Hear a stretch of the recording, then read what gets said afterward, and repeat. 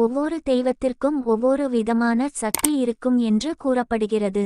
ஒரு தெய்வத்தை நாம் நம்முடைய மனதில் நினைத்து விட்டோம் என்றால் கடைசி வரை அந்த தெய்வத்தை கைவிடாமல் அந்த தெய்வத்தை முழுமனதோடு நம்பி வழிபாடு செய்து கொண்டே தான் இருக்க வேண்டும். அதனால் தான் ஒவ்வொரு தெய்வமும் நம்முடைய கஷ்டத்திற்கு ஏற்றவாறு ஒவ்வொரு வகையான அவதாரங்களை எடுத்திருக்கிறார்கள். அந்த அவதாரங்களை பொறுத்து நாம் அந்த தெய்வத்தை வழிபடும் பொழுது நம்முடைய பிரச்சினைகள் தீரும் என்று கூறப்படுகிறது. அந்த வகையில் ஸ்வர்ண ஆகர்ஷண பைரவரை இந்த முறையில் வழிபட்டால் நம்முடைய செல்வ நிலை உயரும் என்றுதான் இந்த ஆன்மீகம் குறித்த பதிவில் நாம் பார்க்க போகிறோம். பைரவர் என்றதும் நம் நினைவிற்கு வருபவர் காலபைரவர் தான். இவரை அஷ்ட பைரவர்கள் என்று கூறுவார்கள். கால பைரவர், கல்பாந்த பைரவர், குரோத பைரவர், கபால பைரவர், சம்ஹார பைரவர், உன்மத்த பைரவர், கண்ட பைரவர் என்று கூறுவோம். இந்த அஷ்ட பைரவர்களில் வராத ஒரு பைரவராக திகழக்கூடியவர் தான் சுவர்ண ஆகர்ஷண பைரவர். செல்வநிலை உயர ஸ்வர்ண ஆகர்ஷண பைரவர் வழிபாடு. ஒவ்வொரு தெய்வத்திற்கும் ஒவ்வொரு விதமான சக்தி இருக்கும் என்று கூறப்படுகிறது.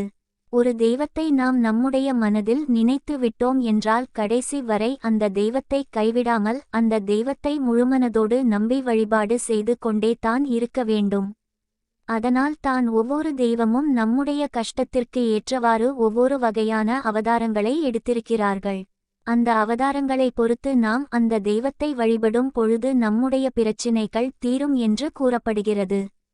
அந்த வகையில் ஸ்வர்ண ஆகர்ஷண பைரவரை இந்த முறையில் வழிபட்டால் நம்முடைய செல்வ நிலை உயரும் என்றுதான் இந்த ஆன்மீகம் குறித்த பதிவில் நாம் பார்க்க போகிறோம். பைரவர் என்றதும் நம் நினைவிற்கு வருபவர் காலபைரவர் தான். இவரை அஷ்ட பைரவர்கள் என்று கூறுவார்கள். கால பைரவர், கல்பாந்த பைரவர், குரோத பைரவர், கபால பைரவர், சம்ஹார பைரவர், உன்மத்த பைரவர், கண்ட பைரவர் என்று கூறுவோம். இந்த அஷ்ட பைரவர்களில் வராத ஒரு பைரவராக திகழக்கூடியவர் தான் சுவர்ண ஆகர்ஷண பைரவர். பொதுவாக பைரவரை நம்முடைய இல்லத்தில் வைத்து வழிபடக்கூடாது. ஏனென்றால் அவர் உக்கிரமான தெய்வம் என்று கூறுவோம். ஆனால் இந்த உக்கிரங்கள் எதுவுமே இல்லாமல் மிகவும் சாந்தரூபமாக திகழக்கூடியவர்தான் ஸ்வர்ண ஆகர்ஷண பைரவர். இவருடைய புகைப்படத்தை நம்முடைய வீட்டில் வாங்கி வைத்து நாம் வழிபட்டோம் என்றால் நம்முடைய வீட்டில் செல்வத்திற்கு எந்தவித பஞ்சமும் இருக்காது என்று கூறப்படுகிறது. அப்படிப்பட்ட ஸ்வர்ண ஆகர்ஷண பைரவரை வழிபட வேண்டிய முறையை பற்றி பார்ப்போம். பொதுவாக பைரவர் என்றாலே அஷ்டமி திதி தான் மிகவும் சிறப்புக்குரியதாக திகழும். அதிலும் குறிப்பாக தேய்பிறை அஷ்டமியை தான் பலரும் பைரவர் வழிபாட்டிற்கு ஏற்றதாக கருதுவார்கள். ஆனால் ஸ்வர்ண ஆகர்ஷண பைரவரை வழிபட வேண்டும் என்று நினைப்பவர்கள் வளர்பிறை அஷ்டமியை தேர்வு செய்ய வேண்டும். வளர்பிறை அஷ்டமியை தேர்வு செய்ய இயலாதவர்கள் வளர்பிறையில் வரக்கூடிய வெள்ளிக்கிழமையை கூட தேர்வு செய்து ஸ்வர்ண ஆகர்ஷண பைரவரை வழிபடலாம். அருகில் இருக்கக்கூடிய ஸ்வர்ண ஆகர்ஷண பைரவர் ஆலயத்திற்கு செல்ல வேண்டும். அவ்வாறு செல்லும் பொழுது அவருக்கு அபிஷேகம் செய்வதற்காக பன்னீரை வாங்கிக் கொண்டு செல்ல வேண்டும். அவ்வாறு நாம் பன்னீரை அபிஷேகத்திற்காக தந்துவிட்டு அபிஷேகம் முடிந்த பிறகு அபிஷேகமான பன்னீர் கலந்த தீர்த்தத்தை சிறிதளவு ஆவது வாங்கி வைத்துக்கொள்ள வேண்டும்.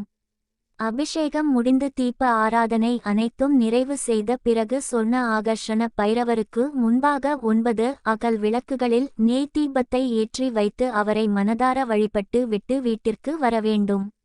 வீட்டிற்கு வந்த பிறகு நாம் வாங்கி வைத்திருந்த பன்னீர் தீர்த்தத்தில் தேவையான அளவு சுத்தமான தண்ணீரை கலந்து வீடு முழுவதும் தெளிக்க வேண்டும். குறிப்பாக பணம் இருக்கும் இடங்களில் தெளிக்க வேண்டும். இவ்வாறு செய்வதன் மூலம் ஸ்வர்ண ஆகர்ஷண பைரவரின் அருள் நம் வீட்டில் நிறைந்திருக்கும். இதனால் நம் வீட்டில் இருக்கக்கூடிய எதிர்மறை ஆற்றல்கள் அனைத்தும் நீங்கி நேர்மறை ஆற்றல்களும் ஏற்படும். இதனால் நம் வீட்டில் வறுமை என்பது நீங்கி செல்வ செழிப்பு உயர ஆரம்பிக்கும். இந்த முறையில் தொடர்ந்து 9 வெள்ளிக்கிழமையோ அல்லது 9 வளர்பிறை அஷ்டமியோ ஸ்வர்ண ஆகர்ஷண பைரவரை வழிபட கண்டிப்பான முறையில் வீட்டில் செல்வ நிலை உயரும். ஸ்ரீ ஸ்வர்ண ஆகர்ஷண பைரவர் வழிபாடு. ஸ்ரீ ஸ்வர்ண ஆகர்ஷண பைரவர் வழிபாடு. இவர் அமர்ந்த நிலையில் தன் மடியில் அஜாமிளா பைரவியை அமர்த்தி கொண்டு ஒரு கரத்தில் அமுத கலசமும் ஒரு கரத்தில் சூலமும் கொண்டு வைர கிரீடமும் பட்டு வஸ்திரமும் அணிந்து தம்பதி சமேதராக காட்சி தருகின்றார். இவரை அஷ்டமி திதி மற்றும் பௌர்ணமி நாளில் வெள்ளி செவ்வாய் கிழமைகளில் வணங்கினால் சகல சம்பத்தும் பொன்பொருளும் கிட்டும்.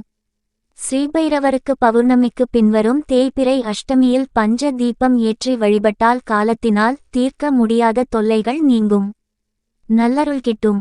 இலுப்பை எண்ணெய், விளக்கெண்ணெய், தேங்காய் எண்ணெய், நல்லெண்ணெய், பசு நெய் இவற்றினை தனித்தனி தீபமாக ஆக்கல் விளக்கில் ஏற்றி வழிபட்டால் எண்ணிய காரியங்கள் நிறைவேறும் என்பது ஐதீகம். வாழ்க்கையில் தரித்திரம் வராமல் காத்து செல்வச் செழிப்பை வழங்குபவர். ஸ்வர்ணாகர்ஷண பைரவரை வடக்கு திசை நோக்கி அமர்ந்து வழிபடுவது சிறப்பு. திருவாதிரை நட்சத்திரத்தில் வழிபடுவதால் சிவனது அருள் செல்வம் கிட்டும். தாமரை மலர் மாலை, வில்வ இலை மாலை போடுவது சிறந்தது. தேய்பிறை அஷ்டமி திதிகளில் செவ்வாடை அணிவித்து நெய்விளக்கு ஏற்றி வடைமாலை சாற்றி செந்நிற மலர்களைக் கொண்டு அர்ச்சித்து வெள்ளை பூசணியில் நெய்தீபம் ஏற்றி வர நல்ல பலன் கிடைக்கும்.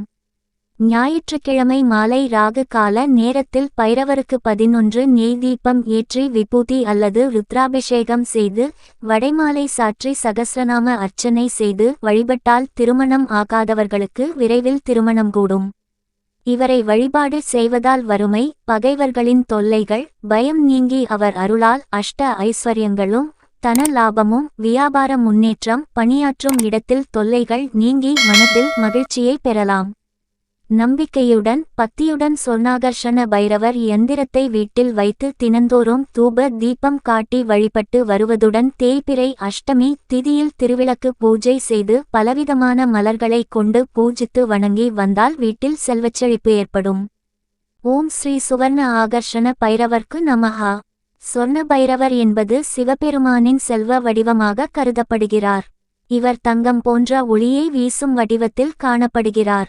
சொர்ண பைரவர் வழிபாடு செல்வ வளம், கடன் தீர்வு, தொழில் வளர்ச்சி போன்ற பலன்களை தரும்.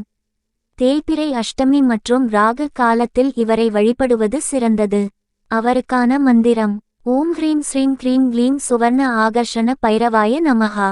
அவருக்கு பிடித்த நைவேத்தியம் தயிர் சாதம், வெல்லம், பழம், வடை. வடை மாலை சாற்றுவது சிறப்பு. பைரவாஷ்டகம், சுவர்ண பைரவர் அஷ்டகம் போன்றவை பாராயணம் செய்யலாம். சந்தனம், ருத்திர அபிஷேகம் செய்தால் அருள் மிகுந்தது. இவரை வீட்டில் சந்தன படத்துடன் யந்திரத்துடன் பூஜை செய்தால் பண வருமானம் பெருகும், வாழ்வில் செல்வம் சுரக்கும். பைரவரின் அருள் உங்கள் வாழ்வில் செழிப்பையும் அமைதியையும் கொண்டுவரட்டும். ஓம் ஸ்ரீ சுவர்ண பைரவாய நமஹா. சொர்ணாகர்ஷண பைரவர் வழிபாடு மிகவும் விசேஷமானது. கடன் தொல்லையில் மன உளைச்சலுக்கு ஆளானவர்கள் சொர்ணாகர்ஷண பைரவரின் ஸ்லோகத்தை சொல்லி தினமும் தெருநாய்களுக்கு உணவளித்து வந்தால் கடன் தொல்லையில் இருந்து மீள்வீர்கள். இழந்த பொருட்களையும் புகழையும் அடைவீர்கள். வழக்கு முதலான விஷயங்களில் வெற்றியை தந்தருளுவார் சொர்ணாகர்ஷண பைரவர்.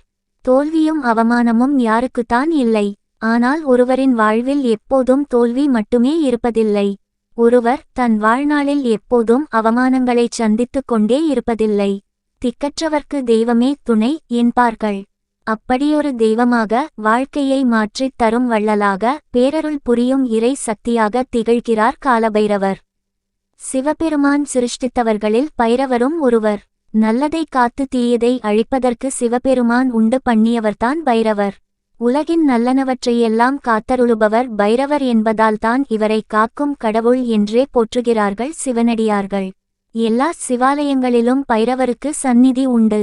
திகம்பரராக நின்ற திருக்கோலத்தில் காட்சி தருகிறார் பைரவ மூர்த்தி. காக்கும் கடவுளான பைரவரின் வாகனம் நாய்.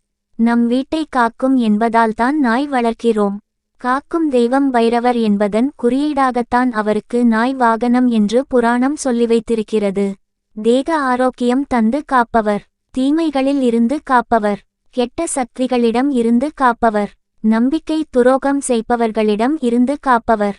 சொல்லால் காயப்படுத்தியவரையும் பொருளால் காயப்படுத்தியவரையும் நம்பிக்கையால் காயப்படுத்தியவர்களையும் காலத்தால் காயப்படுத்தியவர்களையும் அவற்றால் கூறி காயப்படுத்தியவர்களையும் பூமியை, நிலத்தை, மனையை, சொத்துக்களை ஏமாற்றி அபகரித்தவர்களையும் பைரவர் அழித்தொழிப்பார் என்று விவரிக்கிறது புராணம். மேலும் இவ்வுலகில் நாம் தெரிந்தோ தெரியாமலோ செய்த பாவ புண்ணியங்களையெல்லாம் பைரவரை சரணடைந்து பிரார்த்தித்துக் கொண்டால், முழுமனதுடன் சரணாகதி அடைந்தால் இம்மைக்கும் மறுமைக்கும் நம்மை காத்தருளுவார் காலபைரவர். அதனால்தான் கலியுகத்துக்கு காலபைரவர் என்று சிலிர்ப்புடன் சொல்கிறார்கள் பைரவ உபாசகர்கள். பொன்பொருள் இழந்தவர்கள், காசு பணத்தை இழந்து கலங்குபவர்கள், கடன் தொல்லையால் அவதிப்பட்டவர்கள் ஸ்ரீ சொர்ணாகர்ஷண பைரவரை தினமும் வணங்கி வந்தால் கஷ்ட நிலையில் இருந்து நம்மை கரை சேர்ப்பார். இழந்தவற்றையெல்லாம் தந்தருளுவார் பைரவர் என்பது ஐதீகம். பைரவ மூர்த்தங்களில் பல வடிவங்கள் உள்ளன. இவர்களில் சொர்ணாகர்ஷண பைரவர் வழிபாடு மிகவும் விசேஷமானது.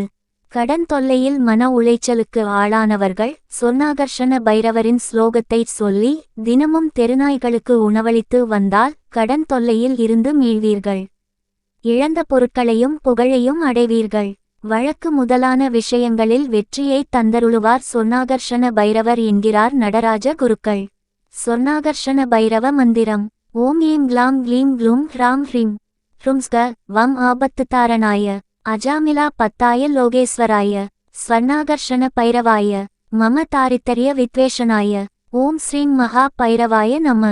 இந்த மந்திரத்தை தேய்பிறை அஷ்டமியிலும் சொல்லி வாருங்கள்.